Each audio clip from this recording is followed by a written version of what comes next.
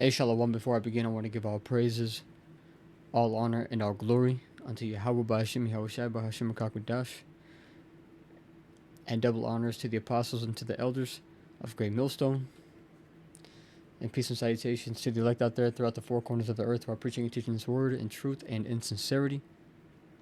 All right, man. So I got this clip pulled up, man, that the brother had sent in the group chat. Tazabah sent it. All right. And so I'm going to just play this clip and get a few precepts, because a lot of people are going to fall into the same trap that this girl right here has fallen, into, man. And that's the snare of Christianity, who teaches you lies, tells you lies. They are the blind, and they lead the blind. But the truth is being preached. And just like it says in the book of Psalms, I think that's 119. I want to say it's verse 104. It says, "Thy word is a lamp unto my feet." And what Christians don't do is that they don't read the entirety of the scriptures. They pick and choose the good things, the things that are going to make you feel good, to make you want to give them money. As Christianity in a nutshell, man. And that's why you have a lot of these things called mega churches. Okay? And they live rich as hell because they're so good at just telling you just to feel good scriptures, and they're just really good talkers. But at the end of the day, that's not going to get you anywhere, man, because people see that that there's something wrong with the world, and they want answers, and Christianity can't give them to them. So I'm gonna play this this clip, get a few precepts, and then I hope it be edifying. So some of y'all might have seen my video yesterday where I was talking about how the rapture is upon us. And as we approach the end of the day, it's looking like it's not happening, y'all. I'm not gonna lie, I feel foolish. I feel dumb. I left my job. I gave away my things. I'm recording this off a friend's phone. I don't even have a phone anymore. And I can't lie, I'm feeling really lost. I'm feeling real lost. I'm feeling like everything I believed in has been a lie. I'm losing my faith, y'all. I was so ready to go home to Jesus. And this is what the Christian church does to you. Gets you so amped up on emotions that they cause you to believe a lie. And ultimately, that's the Lord doing this right here, man. I got to pull up already. 2 Thessalonians 2.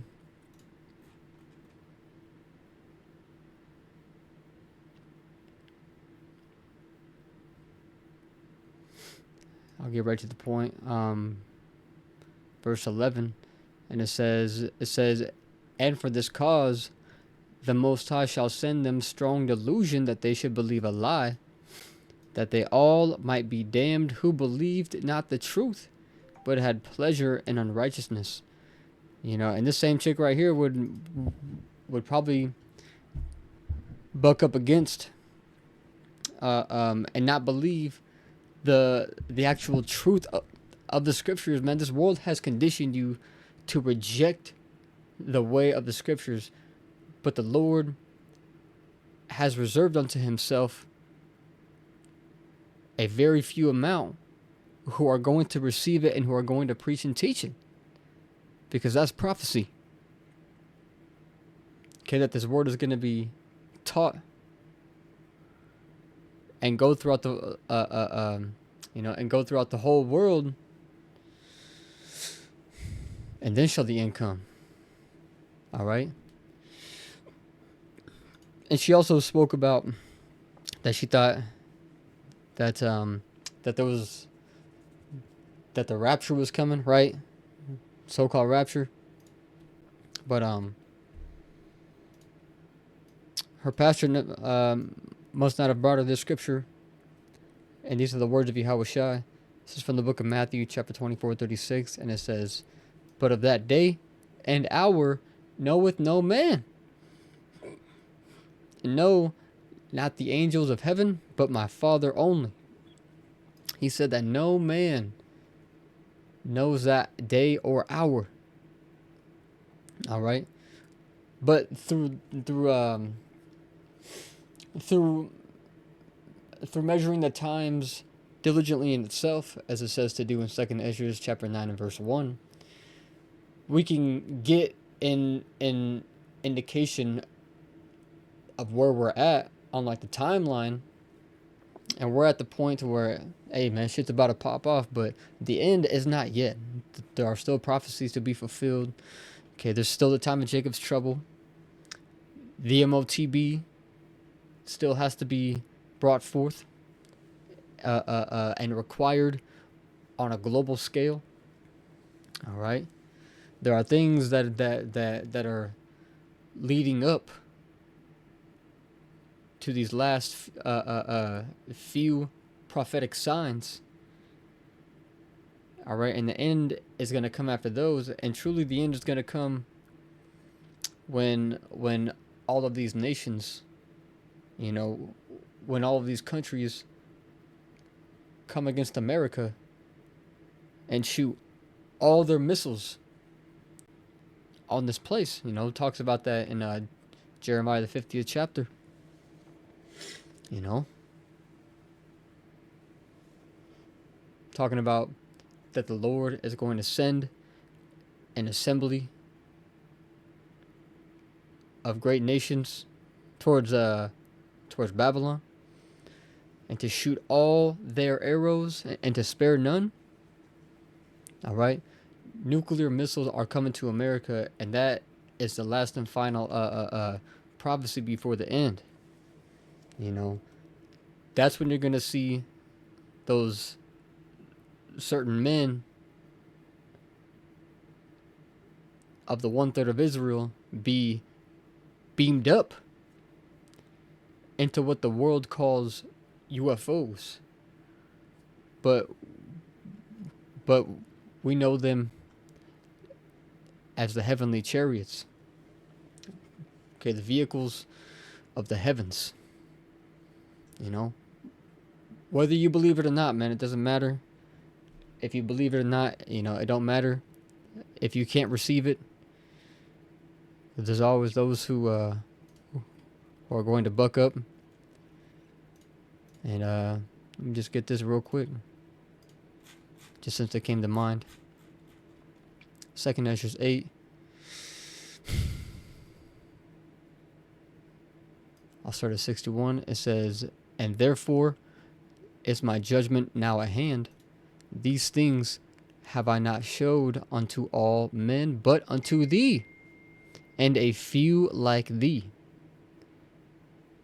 Then answered I and said, Behold, O Lord, now hast thou showed me the multitude of the wonders which thou wilt begin to do in the last times, but at what time thou hast not showed me. Look, see, and that just goes to prove the scripture that I got, Matthew 24:36. No man knows the hour or day or time. And a lot of you people are going to be caught out just like this, man. Why would he leave me here? Things are as bad as they've ever been. If the rapture's And they're going to get worse. And they're going to get worse. not now, it ain't never gonna happen. And I don't know where to go from here. I'm not gonna lie. I never thought I'd say this, but I might have to crack open a Quran. What do they call it? A Quran? Whatever the Muslims are on about. I want to see what they're hooting and hollering about. And see, man, people are going to go from... oh, man, what's that scripture say? Something to the effects of... You know, they're gonna call upon every god, man, but it's not gonna answer. You know, they're gonna go from from idol to idol, from God to God. But if you don't come to the one true God, you are not gonna be heard. You know, and you will be in darkness. That is the factual truth. All right. There is there is one way to obtain salvation, and it is a very uh, uh, narrow path. So narrow that only one man can go in there at once. All right, talking about the you know, in the scriptures where it talks about the straight gate. Okay, this word and salvation and the realization of what is actually taking place in the earth is only going to be shown to a few.